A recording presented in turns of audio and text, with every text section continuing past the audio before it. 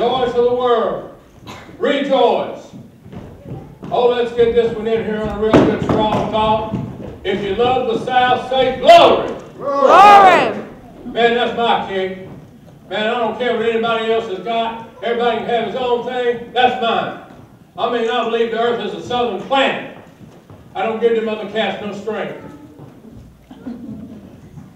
It's nice to think of doing a transcription from the glorious Southland, because the South has always been the South, and I don't give the North too much strength because I don't believe it is actually there. I believe it is south of Canada.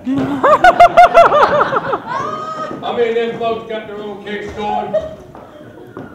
I believe the only reason folks live in the North, dear hearts, is because they have jobs up there. You ain't never heard of nobody retiring to the North, have you?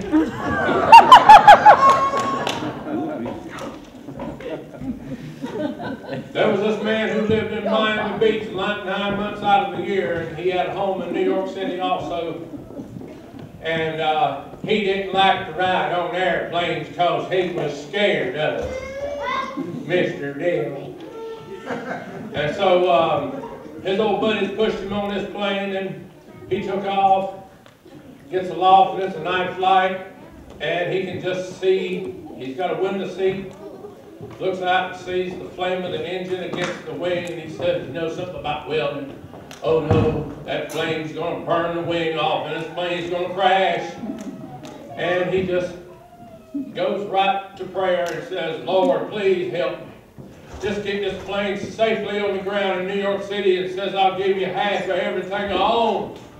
This plane just moves in, comes on down, sets down safe in New York City. The man gets off the plane just as happy as he can be, beaming, smiling like into a possum. And there comes this preacher right behind him. He says, oh, I'm a good man. Says, I heard what you said on that airplane. Bless your heart. Heard you say you was going to give half everything you own to the Lord. I know you're going to start right now. The little man said, no, I made a better deal. The preacher said, you what? That's right. I told him if I ever got back on another one, he could have it all.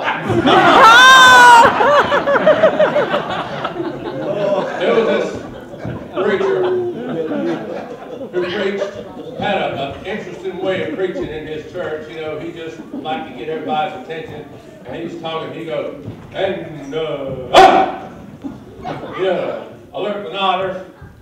And so one day after church, he's driving home, and there's this guy in front of him just weeping all over the road.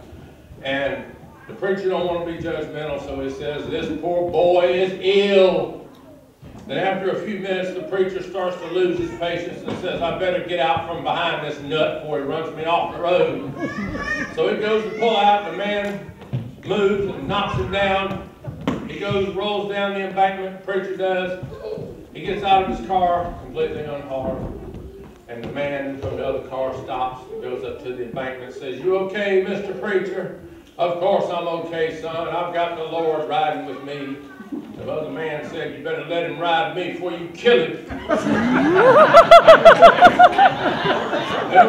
There was this old boy drove for the governor. You know, most of the southern governors are pretty country. You know, finally get up there and graze milk cows on the state shack lawn and all that kind of jazz, you know. And he was used to having this old boy driving while he'd sit out there, you know, and drink RC and eat moon pie and all that. And this driver was used to driving with that straight type of shift in the car. And then they went and put in some new cars for the state with automatic transmission. So we got in this car, he cut out in it, he was gone about 45 minutes, he come back to that car, tore all to pieces. State Commissioner Highway says, LC, what'd you do to that fine brand new car? He said, I broke it. He said, how in the world did you do that? He said, well, it's got that new shift in it, and I didn't know nothing about it, and I seen that little end there. I figured that must be nothing. So I put the indicator in the end, and started it up, and I was discerning this little L there. I figured that must be leak, so I just dropped it down in leak, man. It dug out. Meow. I'm looking along there. Here comes this cat coming up alongside me. I figured he wanted to drag, so I just dropped it down into deep. I'm going along about 75, 80 miles an hour with this cat. He tries to pass me, and I figured he wanted to, so I just shoved it on up into a race.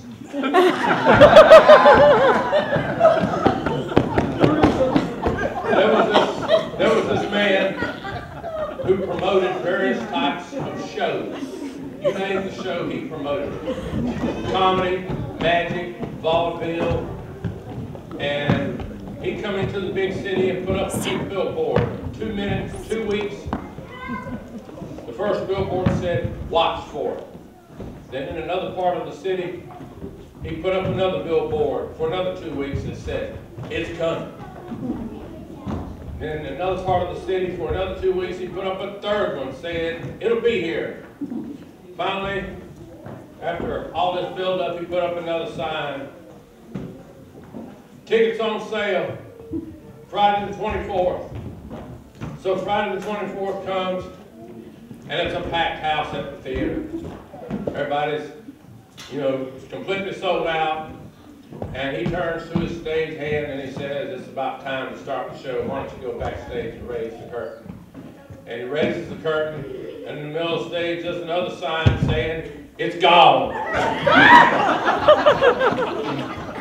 There was this man who had this empty house, and he couldn't sell it because people thought it was haunted.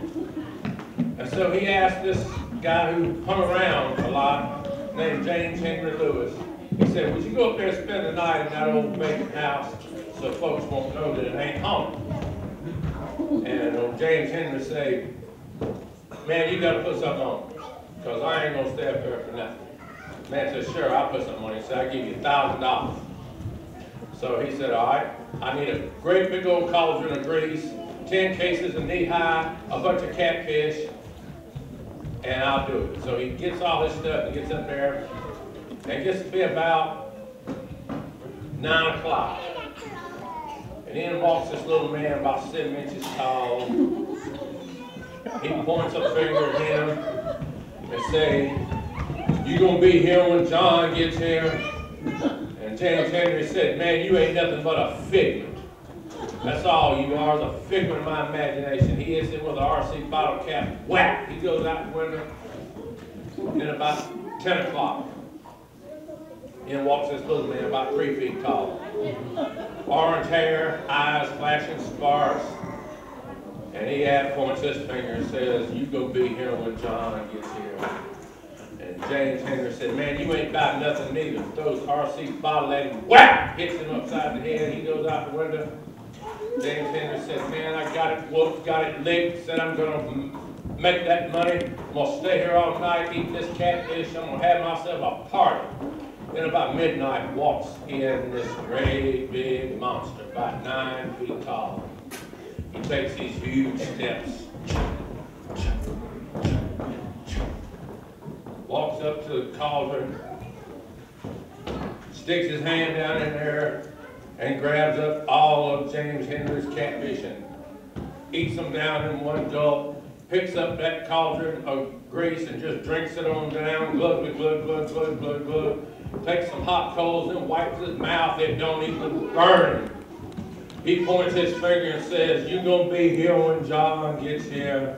James Henry said, "Man, if you ain't John, I'm gone."